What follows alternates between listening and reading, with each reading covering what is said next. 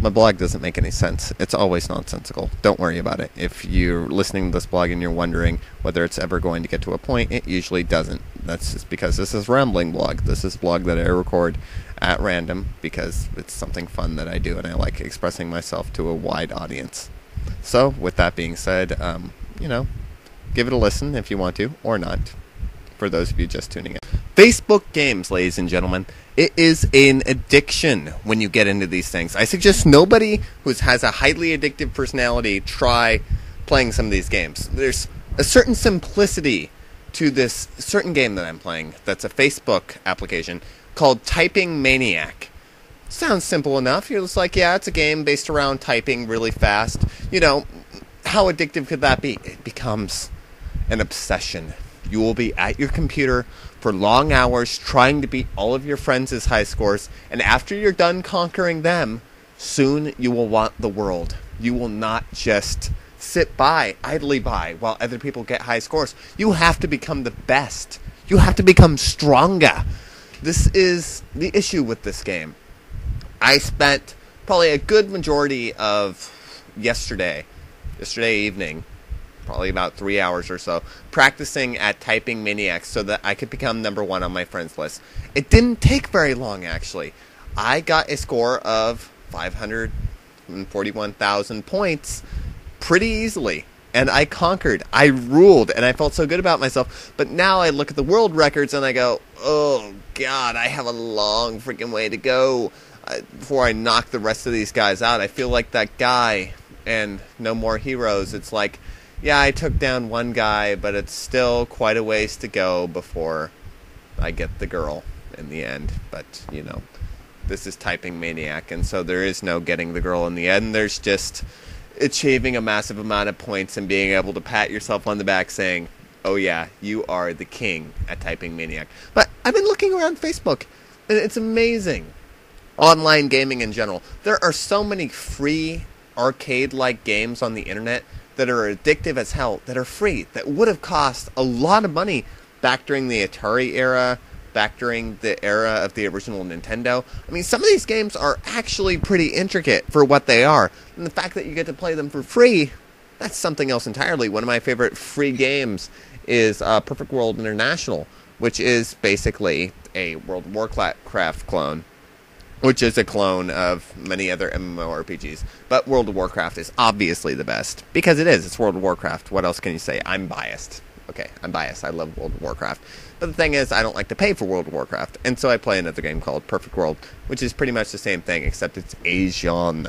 And so the girls in Perfect World are quite a bit hotter than the girls in World of Warcraft, since it's Asian. Again, bias, because obviously Asian girls are much hotter than American girls, in my personal opinion.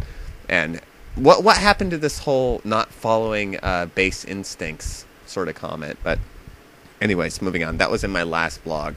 If you would want, you can go back and watch that one. And anyways, I digress. Facebook games, do not play them. They're horrible. They will suck up your life, and you will regret it for the rest of your life as you start playing Waka Waka and Typing Maniac. But I am number one on Typing Maniac. Anybody dare to challenge my score? I'll put it in a little link, a little description on the side. And if any of you other people play Typing Maniac on Facebook, put up your score. That way I can see, whether I'm kicking all of your asses. Plus, it'll give me something to aim for. Like, if one of you guys has, an insane score, I can be like, okay, I gotta aim for that. I gotta hit that. Gotta beat it. But seriously, if you're bored online, just look around, and there are a ton of great free interactive games that are above Atari level entertainment. They have a very great arcadey feel to them, and I love the simplicity of gaming. It's something that you don't see very often anymore. You don't see the simplicity unless you own a Wii, and it's one of the things I will defend the Wii to a certain extent. I know lots of people are not big Wii fans around here, but on the internet in general, lots of people are hitting on the Wii. I play the Wii all the time with family, with friends, and it is a complete blast. Most Wii games are. If you're playing them with the simple notion of these are just fun, simple games.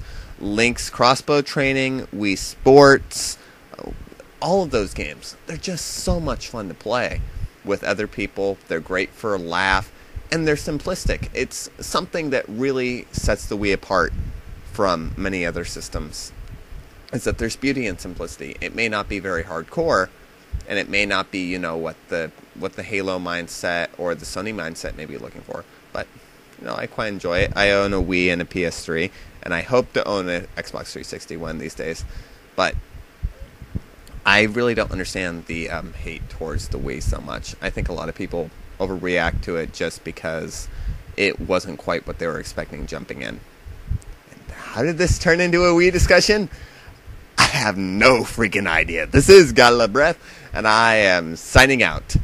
Challenge me if you dare at Typing Maniac. I will own you. I will beat you to the ground until you are a bloody pulp and you're looking up at me and you're screaming, "No, no more, Caleb, I can't take it." And I will say, "I'm sorry, you shouldn't have played Typing Maniac. Now I have to own you." Alright, signing out.